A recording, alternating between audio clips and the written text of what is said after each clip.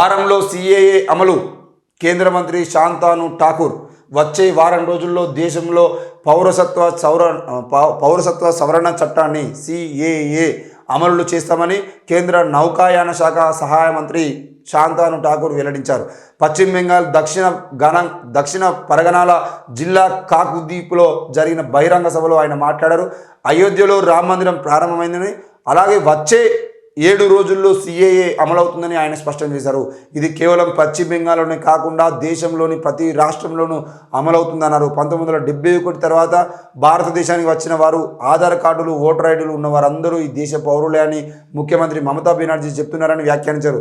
మతువా కులానికి చెందిన వారు బీజేపీకి మద్దతు ఇస్తున్నారని, వేల మందికి ఓటర్ ఐడీలు జారీ చేసేందుకు తిరస్కరించారని విమర్శించారు. పశ్చిమ బెంగాల్లోని బంగార్ నియోజకవర్గం నుంచి శాంతాను ఠాకూర్ లోక్సభకు ప్రాతినిధ్యం వహిస్తున్నారు. అక్కడ మతువా తెగల ప్రజలకు వాళ్ళు ఎక్కువ మంది ఉంటారు. వాళ్ళకు ఓటర్ ఐడీలు ఇవ్వట్లేదు. మొత్తానికి అయితే మళ్ళీ సిఏఏ పౌరసత్వ సవరణ చట్టాన్ని తెర మీద తీసుకొచ్చే ప్రయత్నం బీజేపీ చేస్తుంది. మరి ఈ సిఏఏ కనుక దేశంలో అమలు చేసేదంటే ఈ దేశంలో నుండి ముఖ్యంగా ఎస్సీలు, ఎస్టీలు, ముస్లిం మైనార్టీలు ఎవరైతే ఉన్నారో వీళ్ళందరూ ఈ దేశ పౌరులు కాదు అని చెప్పేసి వాళ్ళందరినీ దేశం విడిచిపెట్టి పోవాలని చెప్పేసి మాట ఒకటి బయటికి వస్తుంది. మరి ఎట్లా అనంటే 1971 కన్నా ముందు ఈ దేశంలో మీ తాతలు కానీ మీ నాన్నలు కానీ తప్పకుండా డిగ్రీ చదువుకొని ఉండాలి. చదువుకున్న వాళ్ళకి ఆ చదువుకున్న సర్టిఫికేట్ ఉంటాయి. లేదంటే అంతకుముందు మీ పేర్ల మీద భూములు ఉండాలి, రిజిస్ట్రేషన్లలో భూములు ఉండేదంటే ఎస్ మీరు ఇక్కడ అని చెప్పేసి మాట్లాడతారు.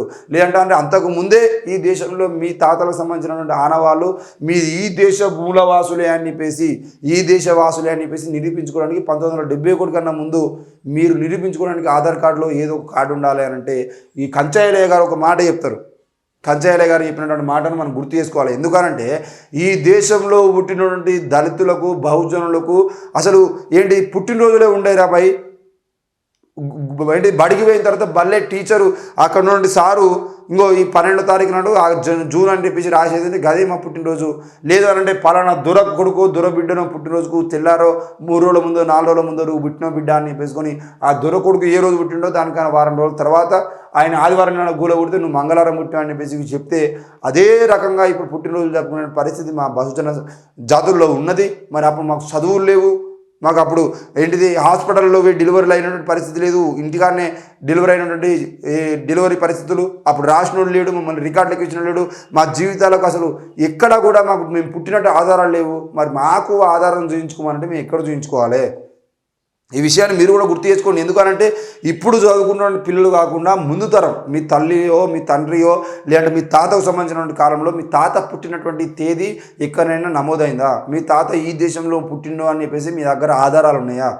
లేదంటే ఇప్పటికీ చాలామంది తల్లిదండ్రులకు సంబంధించిన విషయంలో మీ అమ్మ కానీ మీ నాన్న కానీ ఇక్కడ పుట్టినని చెప్పేసి వాళ్ళకి డేట్ ఆఫ్ బర్త్ సర్టిఫికేట్లు ఉన్నాయా? లేవు కదా. మరి అట్లాంటి క్రమంలో ఈరోజు 1971 కన్నా ముందు మీరు ఇక్కడనే ఉన్నోళ్ళు, మీరు ఈ దేశం వాసులే, మీ తాతలకు సంబంధించినటువంటి విషయాలను చూపించండి అని చెప్పేసి అంటే ఈ దేశంలో ఉన్నటువంటి మెజారిటీ అయినటువంటి ప్రజలు ఎవరైతే ఉన్నారో ఎస్సీలు, ఎస్టీలు, ముఖ్యంగా బీసీలు లేదంటే మైనార్టీలు ఎవరైతే ఉన్నారో వీళ్ళందరూ ఈ దేశవాసులు కాదు అని చెప్పేసి ఒక మాట మాట్లాడతారు. అప్పుడు ఏమవుతుంది అంటే మనం బతకాలంటే ఇక్కడ బీజేపీ చేసి అలాంటి అరాచక పాలనలు వ్యతిరేకించకుండా వాళ్ళకు సపోర్ట్గా మాట్లాడుతూ ముందుకు పోవాలి. ఇది సిఏఏ అమలు చేస్తే వచ్చినటువంటి పరిణామాలు. మరి ఈ సిఏఏ పరిణామాలకు సంబంధించిన విషయంలో మళ్ళీ లోక్సభ ఎన్నికల ముందు రెచ్చగొట్టడానికి ప్రయత్నం బీజేపీ ఎందుకు చేస్తుంది? దేశవ్యాప్తంగా ఈ సిఏఏ ఎన్ఆర్సీ సిఏఏను అమలు చేస్తామని ఇంతకుముందే చెప్పేది ఉంటే కరోనా సమయానికన్నా ముందే చెప్తే దేశవ్యాప్తంగా నిరసనలు వెలువెత్తినాయి. దేశవ్యాప్తంగా బీజేపీ వ్యతిరేకంగా మొత్తం అన్ని జాతులు ఎస్సీ, ఎస్టీ, బీసీ, మైనార్టీలు అందరూ రోడ్ల మీదకి వచ్చి రాష్ట్ర వ్యాప్తంగా దేశవ్యాప్తంగా ధర్నాలు, రాస్తారోకోలు చేసేదంటే ఆ చట్టాన్ని వెనక్కి తీసుకున్నది బీజేపీ. మళ్ళీ ఎందుకు తెర మీద తీసుకొస్తున్నా అంటే మళ్ళీ ఇప్పుడు ఓట్లకు ముందు రెచ్చగొట్టడానికి ప్రయత్నం మాత్రమే చేస్తుంది.